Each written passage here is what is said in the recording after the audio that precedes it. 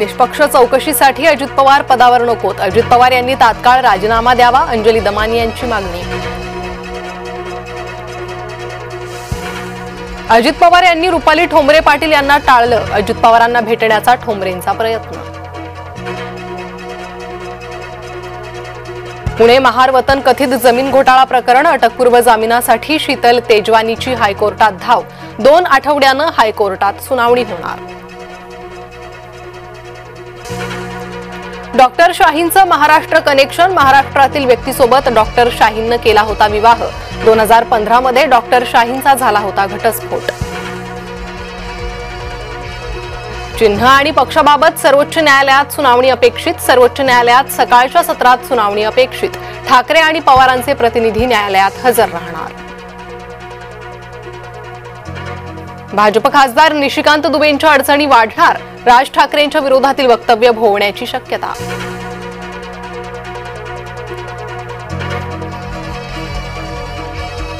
दिल्ली स्फोटासंदर्भात महत्त्वाची माहिती समोर, देशातील प्रमुख शहरांमध्ये साखळी स्फोट घडवण्याचा होता कट।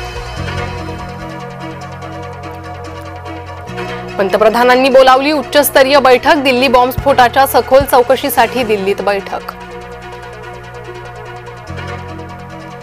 अभिनेता धर्मेंद्र यांची रुग्णालयातून घरी पाठवणी, पुढील उपचारासाठी अभिनेता धर्मेंद्र घरीच असणार।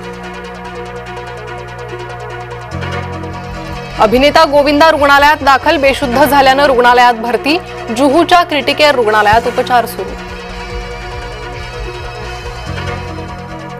पंतप्रधान नरेंद्र मोदी यांच्या भूतान दौऱ्याचा दुसरा दिवस, भूतानच्या राजाशी पंतप्रधान मोदी यांची दीर्घकाळ चर्चा, चीनी आक्रमण रोखण्यासाठी भारत भूतान संबंध महत्त्वाचे।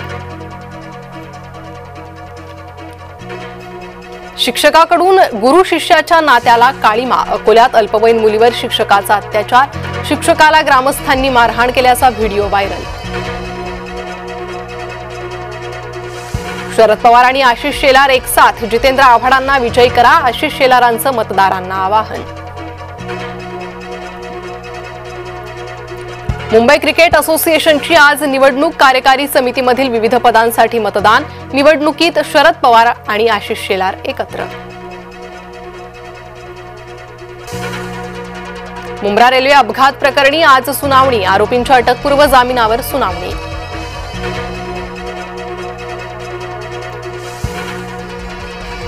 मुंब्र्यात दहशतवाद विरोधी पथकाची छापेमारी, 2 जणांची कसून चौकशी, इलेक्ट्रॉनिक वस्तू जप्त।